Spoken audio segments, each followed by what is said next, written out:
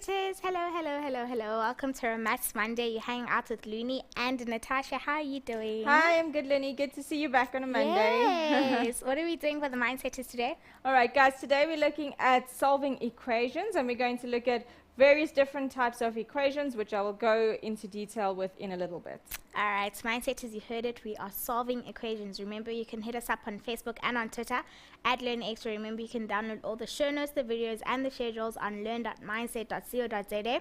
And if you haven't been watching us and you don't know, we do have the Test Yourself competition running, and all you need to do is download the show notes and complete the Test Yourself section and then fill in the entry form, and everything is on our Facebook page, guys. So if you go to Facebook, you'll see that we have all the information regarding our competition, and you stand yourself a chance to win 110 Rand airtime, proudly brought to you by Vodacom. So make sure you check that out. But remember, guys, competition closes at 10 p.m. the entry, so you don't have to do it now. You can watch the show, then after the show you can enter the competition to stand yourself a chance to win that airtime. So that's it. We'll take it straight back to Natasha. Alright, guys, so as I said, today we're looking at equations, and we're going to look at all different types of equations. So specifically, we're going to look at solving quadratic equations. We're going to also do a bit of simultaneous equations, and then we'll try and sneak in a word problem as well. Alright, guys, firstly, your challenge question for today. You're asked to solve for x, and you've got the fractional equation x over a minus 1 is equal to 1 minus x over b. So here you're asked to solve for x. It may look a little bit tricky because we've got variables other than x in the equation, but many of you would have seen this type of equation before. It's called a literal equation. Literal equations meaning that it's got letters in the solution. Alright, so have a go at this. Hopefully you all get the answers and you all think, oh, this is so easy and it's no challenge, none at all. Okay, let's get straight into the lesson. So just a brief reminder about the different types of equations that you have done so far. Remember, the highest power of the variable in an equation tells you what type of equation you are solving. So far you would have seen the types. You would have seen the linear equations. So if we have ax plus b is equal to 0, the highest power of the x here is 1. So because the power is 1, it means you're going to end up with one solution for x. Alright, so that gives you one solution. So the power tells you how many solutions you're going to have. If it's a linear equation, you only end up with one solution. Alright, then something you would have seen this year for the first time, a quadratic equation. In a quadratic equation, your standard form is ax squared plus bx plus c is equal to 0. Now, you will, in your quadratic equations, these a's, b's, and c's, remember this is your standard form. These would normally be numbers of some sort, and you'd be asked to solve that equation. So for quadratic equations, a very, very important thing and a concept that you guys need to be very, very good at is factorizing trinomials. So if you're battling a little bit with your quadratic equations, it may mean that you need to go back to trinomials and learn how to factorize again, because that's really what you're doing in order to solve a quadratic equation. You're factorizing your trinomial and then you're solving the equation. Alright, in a quadratic equation you can see your highest power of x is 2. So what that tells you is that you will have two solutions for x. Okay, so the power tells you how many solutions you're going to have for x, and it also tells you whether it's quadratic, linear. Later on you will learn about cubics in 2 years' time. Alright, now to solve quadratic equations, okay, which is the ax squared plus bx plus c, we apply something called the zero factor rule. Now what the zero factor rule says is if you have two factors, the product of two factors equaling 0. Okay, so say for example we have a times b is equal to 0. Then according to this zero factor law, it means that either we're going to have a is equal to 0 or b is equal to 0, or perhaps even both a and b is 0. So the zero factor rule really says that if you've got the product of two factors equal to naught, then at least one of those factors must be equal to 0. Okay, so this is a concept that you may not have heard formalized in that way, but it is a concept that you use whenever you try to solve a quadratic equation. Right, and I'm going to throw in an example just now when we get to the end of this summary, just to show you guys and remind you guys that you are using the zero factor law without actually thinking about it. Okay, and it makes intuitive sense because if you've got a times b, for example, equaling naught, the only time you will get a product of 0 is if one of your factors are naught, because only naught times something else will give you an answer of naught. So it makes sense. All right. When you guys are dealing with fractional equations, okay, so say for example we have 1 over x minus 2 is equal to x, something like that. So with your fractional equations, you need to remember to include restrictions on your denominator. Very, very important, because in this, for example, if we have x equal to naught, it's going to make the entire equation undefined. If it's undefined, it's not possible to solve.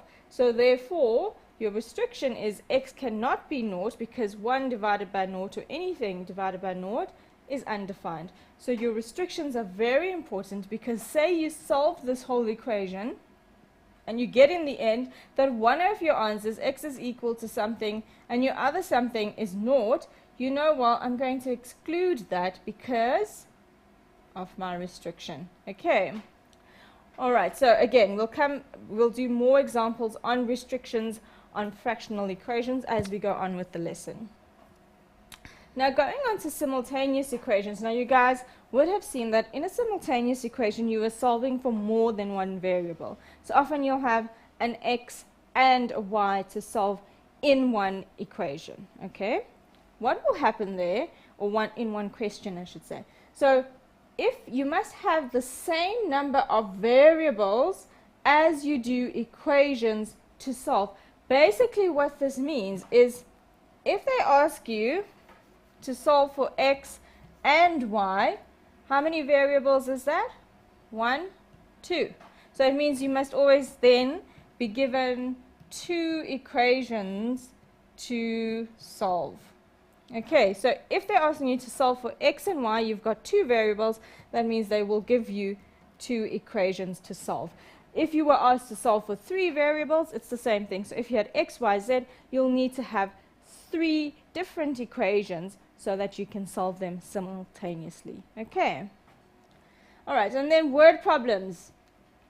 A lot of you guys, I know a lot of you students, it's a section you love to hate, but you really shouldn't, because word problems, remember, it's just putting all the maths into words, and a lot of you love English, I hope. So it's really just then taking that English and dissecting it and deciding what is it that needs to be an x. When we're talking about word problems, you generally have to figure out what are you going to let be your unknown. Once you understand what should be your unknown, it can become much, much easier to solve. It depends on the type of question. So you can be given dimension questions, you can be given speed, distance, time, age questions, and so on and so on and so on. And it's all about figuring out what should your variable be. So specifically in today's lesson, we're going to look at a speed, distance, time question, which is quite common in exam and test situations. And for your homework as well, I'm sure a lot of you have seen speed, distance, time, so that's what we're going to be looking at. But each part of a word problem, so if you have an age word problem, dimension, and so on, there is a specific method for each and every type of word problem. So the best way to really master word problems is to do as many as you possibly can, to see all the different patterns that you can pick out. All right. So guys, I said to you, I want to quickly look at an example of a quadratic equation to just show you how the zero factor law works. So this is an example. Okay, so we asked to solve for x. And say we've got something like 2x squared minus x minus 1. Okay, is equal to naught. Okay, so the first step is to get it in a factorized form where we can apply the zero factor law. So the first thing we need to do is factorize the trinomial.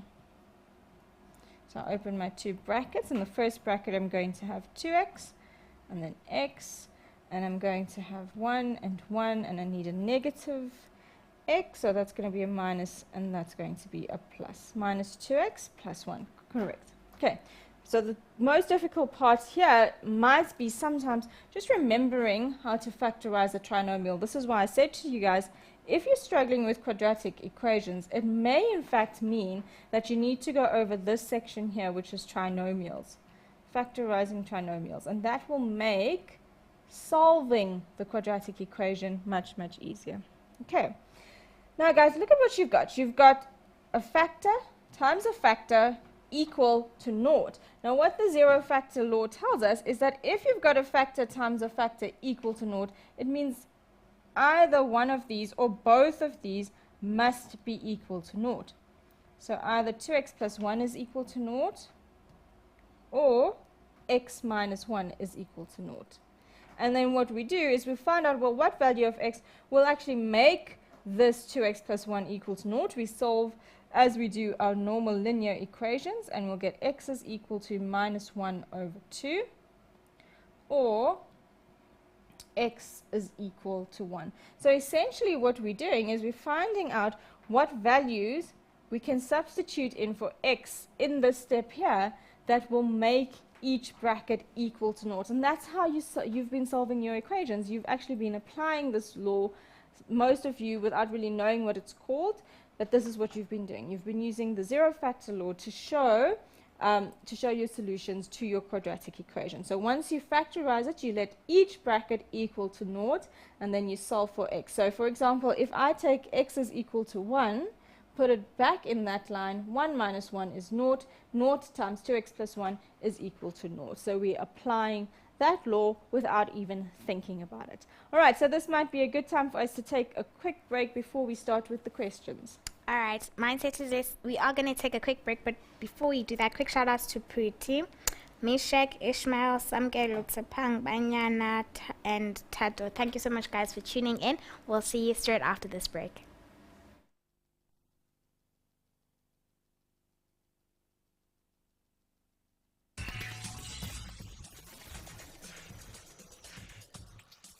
Welcome back, Mindsetters, from that break. I hope you guys are enjoying the lesson. We're now going to take it straight to Natasha. Alright guys, so getting into our first question today for quadratic equations, we're going to look at fractional equations. And this is what I was telling you before the break, is we're going to look at restrictions, and remembering that we always have to put restrictions in when we're dealing with fractional equations. Alright, so we've got to solve for x here.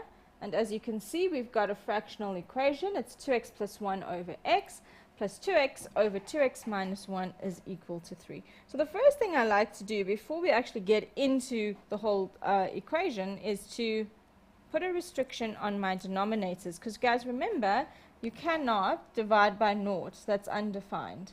Okay? So we first have to set ourselves up restrictions, because remember, we don't know what x is.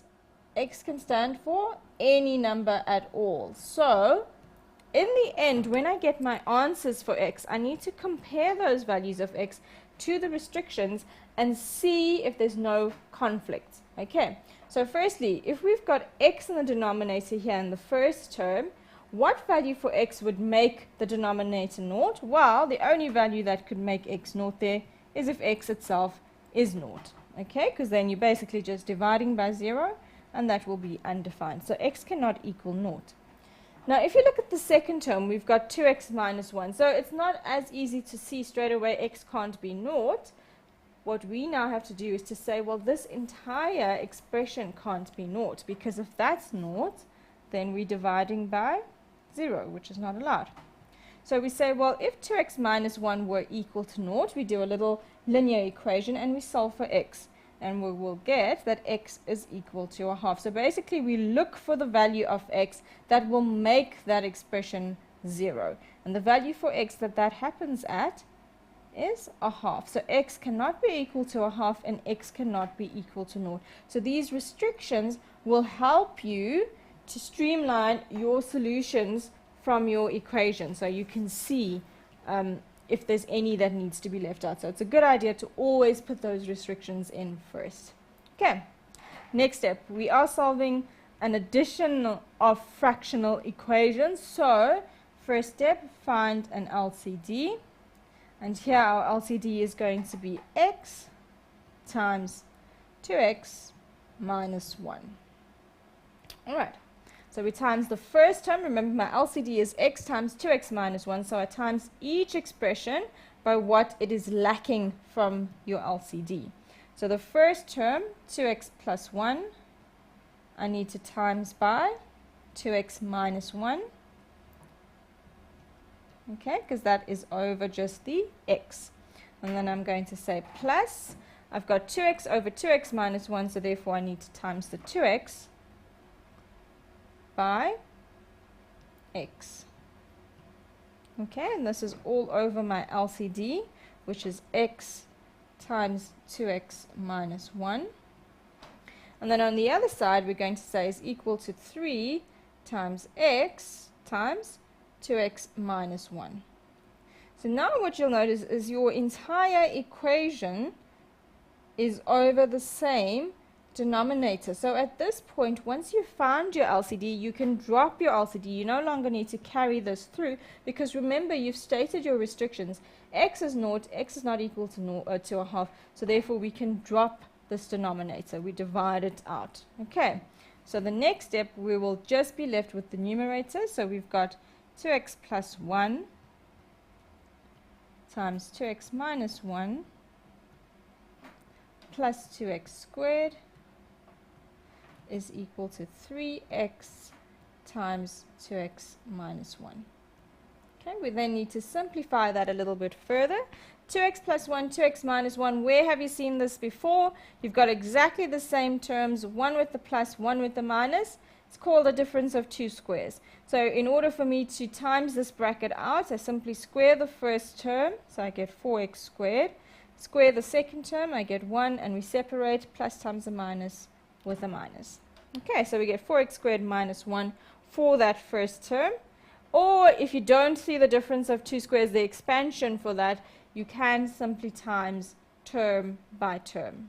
Okay, so you can do FOIL, you'll get to the same answer. Plus 2x squared, we just bring that down, is equal to, we're going to times the 3x into the bracket, so 3x times 2x will give me 6x squared minus 3x. Okay, now remember when I showed you guys how you get your standard form of a quadratic equation, it has to be everything on the left hand side is equal to 0. So you want to get it in the form ax squared plus bx plus c is equal to 0. So in other words, we don't want anything on the right hand side. We need to pull everything over to the left hand side. Okay, so if I do that, on the left hand side, simplifying 4x squared plus 2x squared, 6x squared.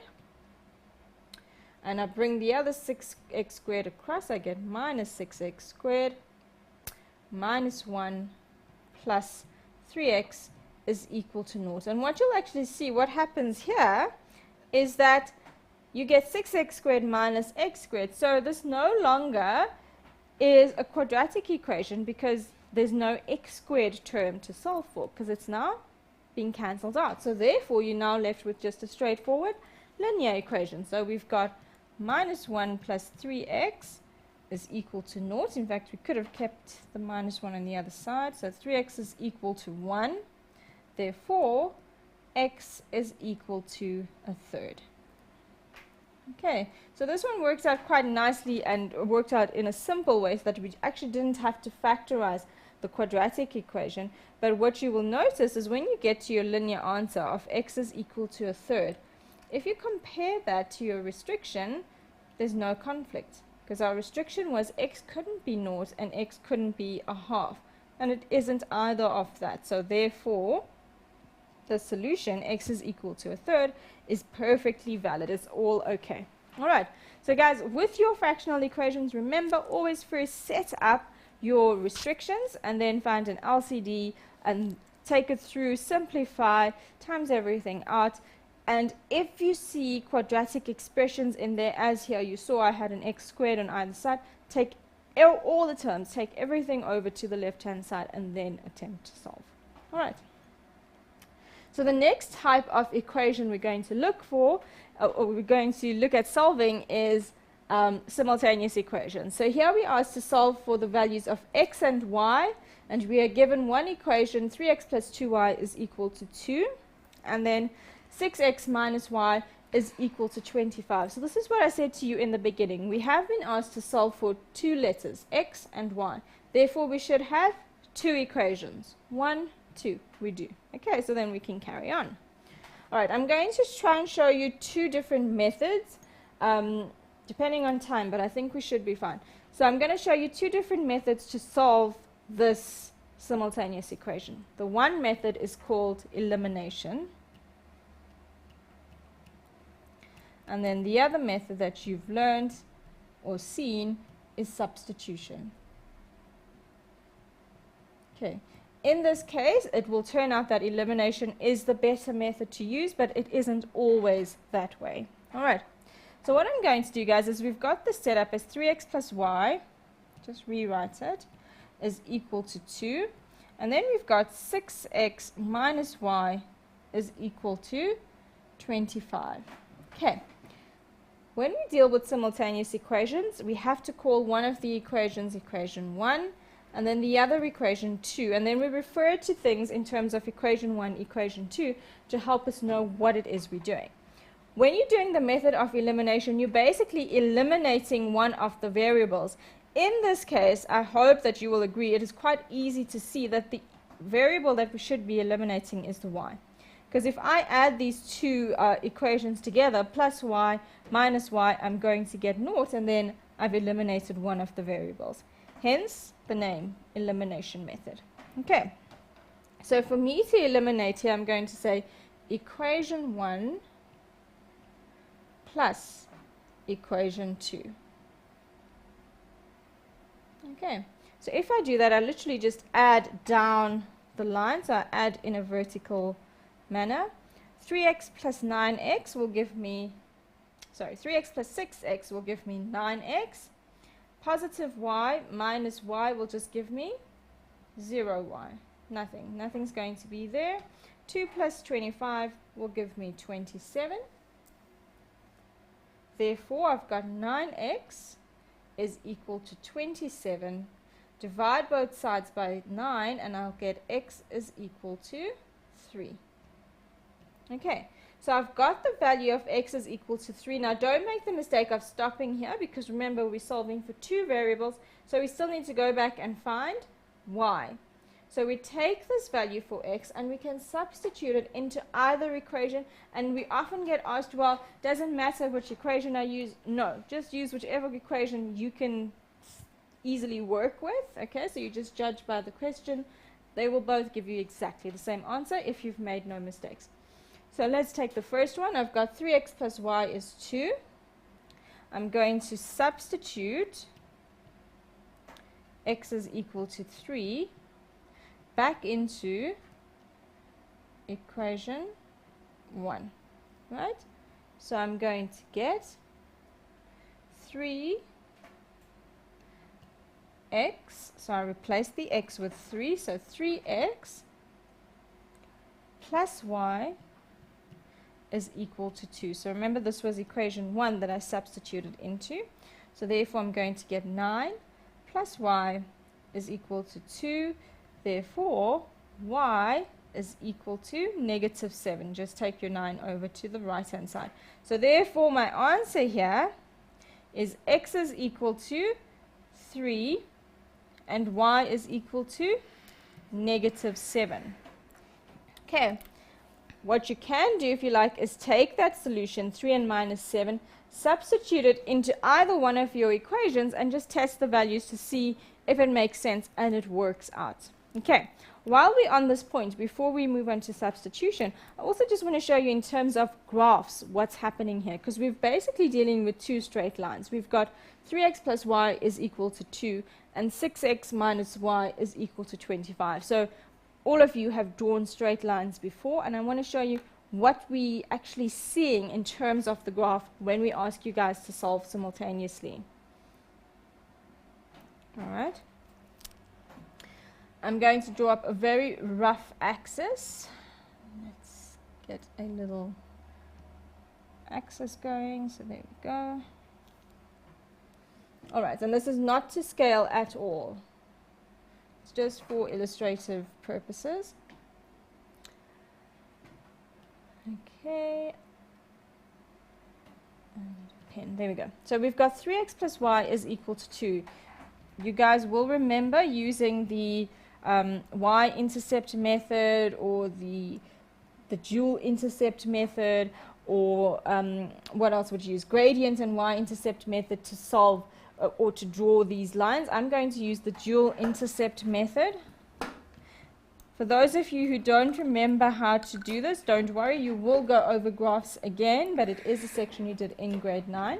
So basically what we're going to do is take that line and find out how it cuts the axes, and we're going to just draw a straight line. So I'm going to do it very quickly because, as I say, it is something you guys will cover later on in the year. So 3x plus y is equal to 2. I get my y-intercept there. If I say x is equal to 0, I get my y-intercept is 2. And to get the x-intercept, I say y is equal to 0, and I get x is equal to 2/3. Guys, I am going over it very quickly, but as I said, please don't worry about it because it's really just revision from grade 9, and you will go over this again in detail. Then, the second one, we've got 6x minus y is equal to 25. So if I let x equal 0, I'll get a y-intercept of negative 25. And if I let y be 0, I'll get an x-intercept of 25 over 6. Okay, so that's just slightly more than 4 comma something. All right. Then what I'm going to do is I'm going to take these points and plot them on a line. Remember, all I'm doing here is really just illustrating to you how this whole thing is working. What is this point 3 minus 7? What does it mean?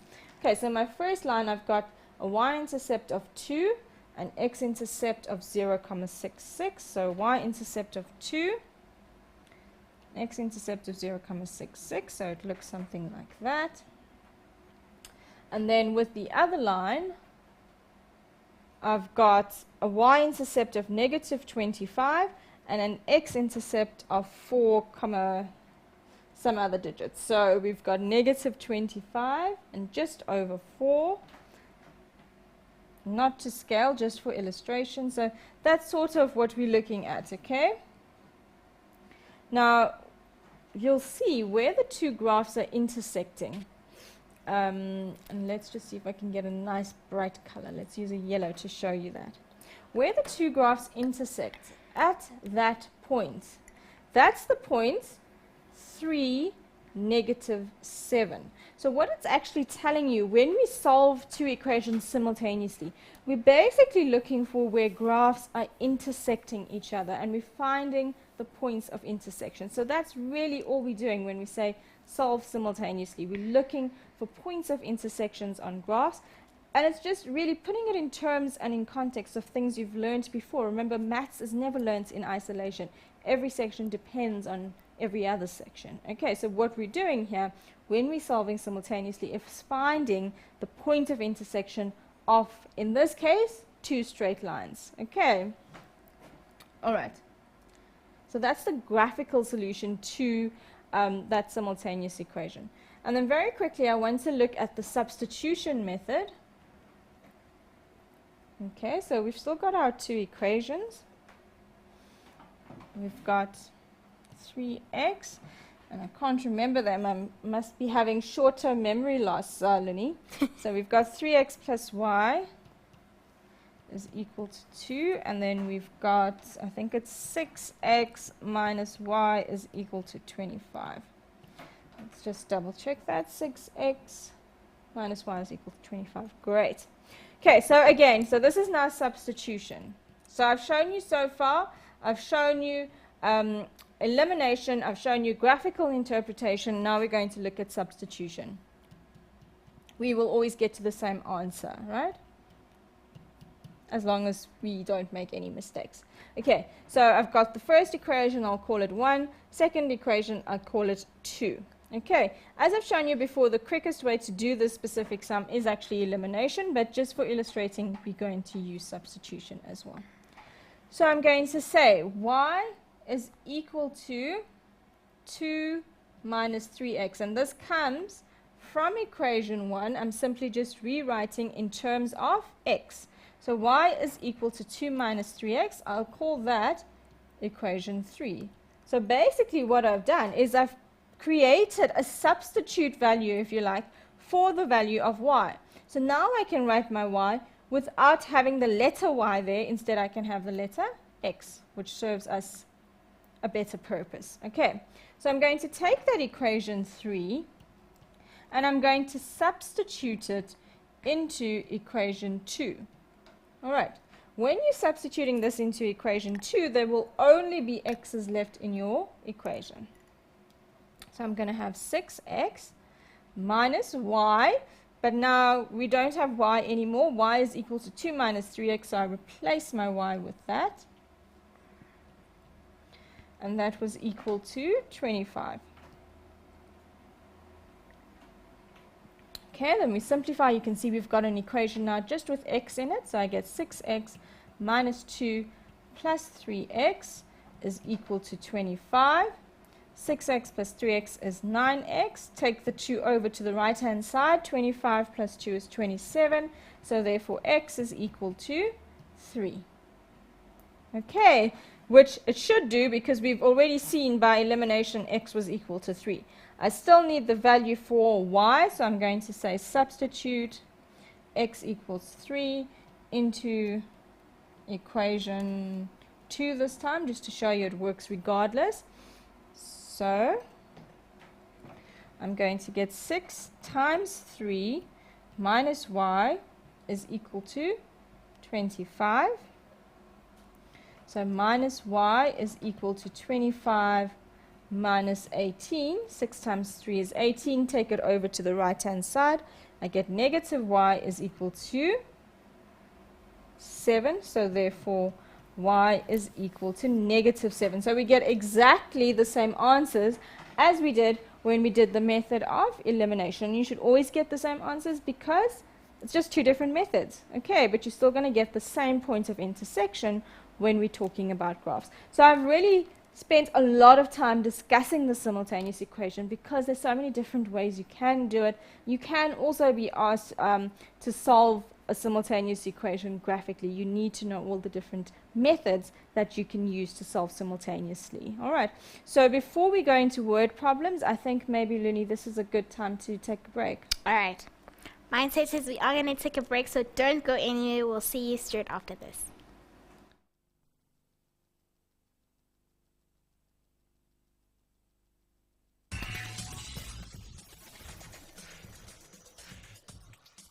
Welcome back, Mindsetters. I hope you guys are still enjoying the lesson. I won't waste any more of your time. I'll take us straight back to Natasha. Okay, guys, so before the break, we looked at simultaneous equations. The next thing we're going to look at, word problems, everybody's favorite worst section. Hopefully it's not going to be too bad after this, especially, as I said to you, isolated into little pieces. You get word problems on dimension, you get word problems on age, you get word problems on speed, distance, time.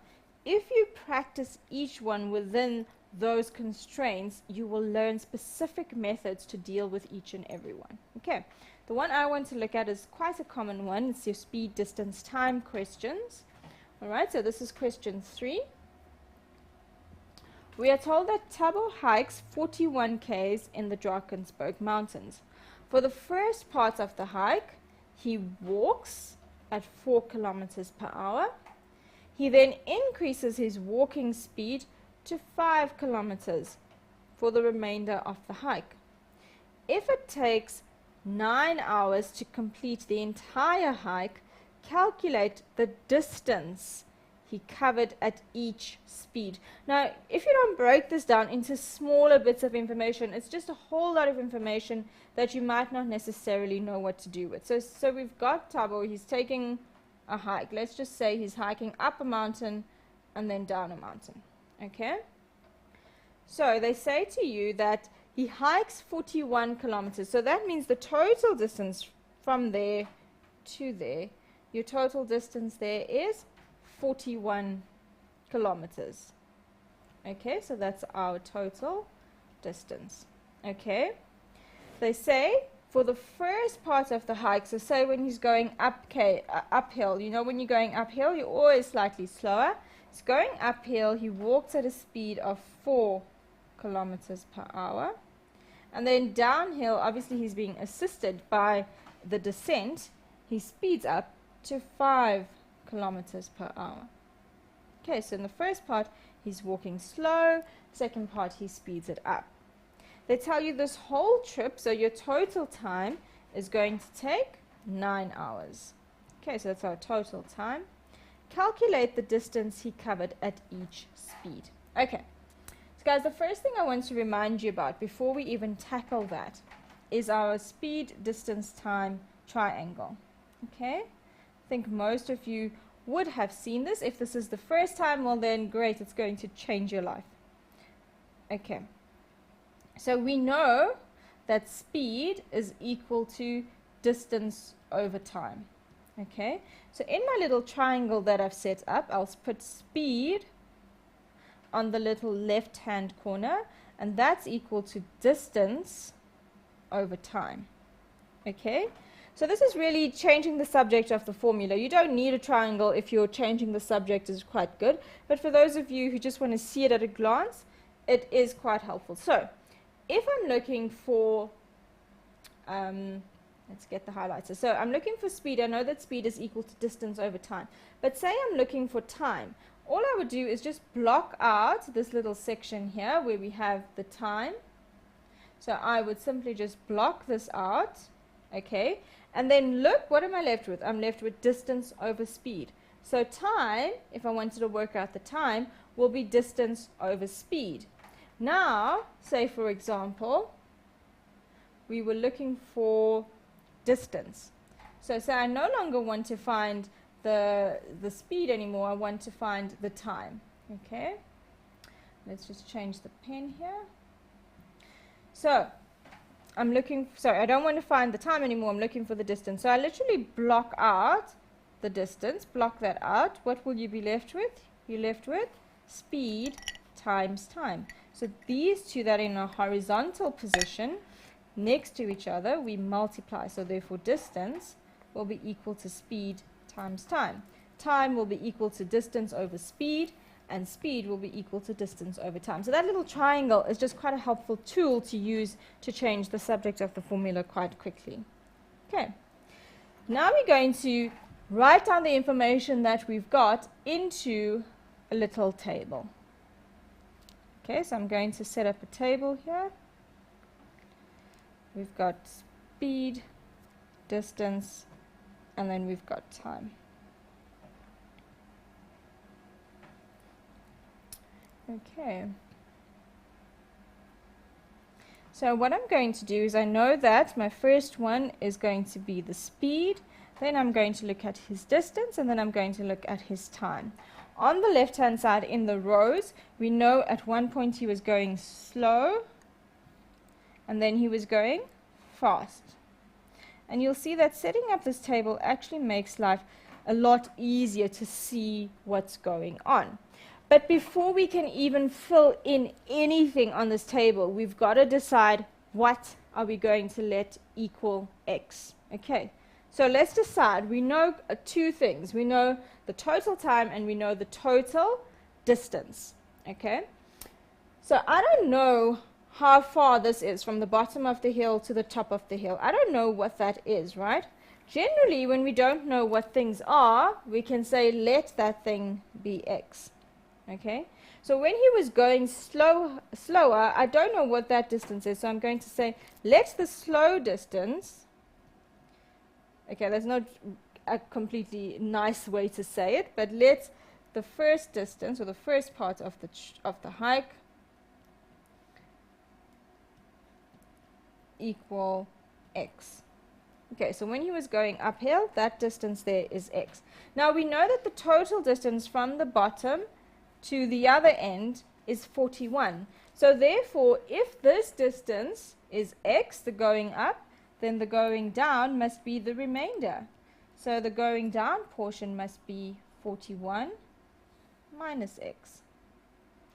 Okay, so there we go. We can now fill that little bit of information onto our table because we know a little bit more.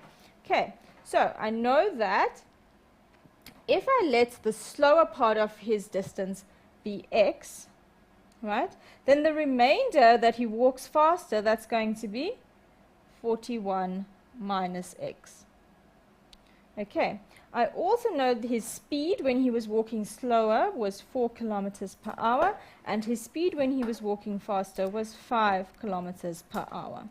Okay, now we need to work out expressions for time. We know that the total time was 9, okay, but we're going to use that total time to solve our equation. So we're not going to factor this 9 into the little blocks here now, because it's not going to make sense, right? We need to come up with two expressions for time that we can use to help solve our equation. So looking at your table here that I have, we know that time is equal to distance over speed.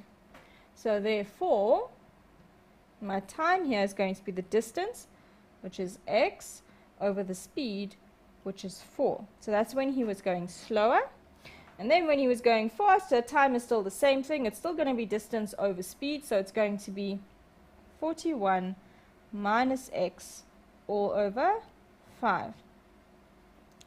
Now this is where you get to this point and you think, okay, well, I've got quite a bit of information and yeah, you know, you're getting somewhere. But now it all has to be put together, guys. So it's all good and well having the table set out, but you need to know where to go from there. You'll notice the one bit of information that we've left out is the total time. We know that the total time takes 9 hours. We also know what each individual time is. So therefore, if I add the two times together, the time taken to go up and then the time taken to come back down, if I add that together, that should give me an answer of 9, because the total journey takes 9, and that's where we get our equation from. So x over 4 plus 41 minus x over 5, altogether that's got to be equal to 9 hours. Okay, we can then find an LCD and simplify this. So my LCD here is going to be 20. I'm going to get 5x times the first term by 5. I'm going to get plus 4 times 41 minus x is equal to 9 times 20. Okay, very importantly, before we go on and before I forget to mention this, is make sure you're working in the correct units. So your distance is generally always going to be given in kilometers per hour, but sometimes they can change it to meters per minute or whatever the case is. You need to be aware of how they've changed it, and you need to then compensate. So for example, just say they told us his journey took 60 minutes. It's not good enough to put that 60 in because we're doing things in terms of kilometers per hour. So we would need to change that 60 minutes by dividing by 60, because there's 60 minutes in an hour, and we'll get 1 hour. So you need to always change your minutes back into the time that you're working with. So if it's in hours, then you need to change it all to the same units. Okay, so change your minutes to hours, and if they give you seconds, the same thing, as long as you're working in kilometers. There just needs to be that correspondence. Okay, so let's solve this. So we've got 5x plus, what is 4 times 41? See, let's just close that layer. Okay, I seem to have lost my calculator, but let's do 4 times 41 on the side here. We've got 4 times 1 is 4, 4 times 4 is 16, so it's 164. Lily, you've got a calculator. Hey, you can check if I'm right. So that's 164. What 4 times? 41 times 4. Okay. 164. Okay. And then 9 times 20 will give us 180. 9 times 20, yes. All right. So we've got 5x plus 164 minus 4x is equal to 180. 5x minus 4x is just going to give me x. And then Luni, 180 minus 164. 180 minus 164, 16. Gives us an answer of 16. Okay. So x is equal to 16. But what was x representing? Okay, go back. What did we say? We said that that represented the first distance when he was walking slightly slower. So that distance is 16 kilometers. And then the other distance where he started speeding up is 41 minus 16, which is, I think it's 25. Yes. Let's check with Luni, 25. Okay, so it's 25 kilometers that he walked at that faster speed of 5Ks, and then he walked 16 kilometers at the slower speed of 4. All right, so guys, hopefully this has given you a better idea of how you should approach speed, distance, time. It makes it quite nice and easy if you can set up a table and then decide from there where your equation is going to come from. But each question is unique. While there is an overall method that you can use to guide you, you've got to judge each question as it comes, because it depends really on what they give you, on what you will let be x. Okay, so I think, Luni, do we have any questions? Because I think it might be time for us to get onto this challenge question. Okay, you can start with the challenge question, then I'll check for the... Okay, and hopefully you guys have already started answering this challenge question and you found it super, super easy. All right? So we were asked to solve for x. In other words, we had to solve this literal equation. Okay. So with our literal equations, guys, what you're going to do is you're going to solve for x, but you're going to get, so we're going to say in terms of a and b, because you're going to get a's and b's in your answers. Okay, that's what's going to happen when you're dealing with equations with letters. The letters are not going to completely disappear. Okay, first thing you should do is keep the variable that you're looking for on one side.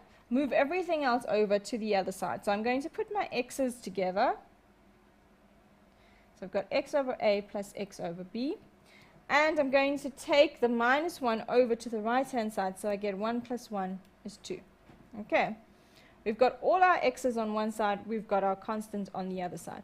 It's a fractional equation, we find an LCD of AB. So I'm going to get bx plus ax all over ab is equal to 2 times ab all over ab. Okay, we can drop that denominator as long as we know that a and b are not equal to 0. It's our restriction, right? So then I end up with bx plus ax equaling 2ab. Now you ask yourself, how is what I want attached to what I don't want? So if you look at the x's, which is what you're looking for, right? That's what you're trying to solve for. It's attached to the b and the a by multiplication. The way I can get a single x out of these two is to take out a common factor of x.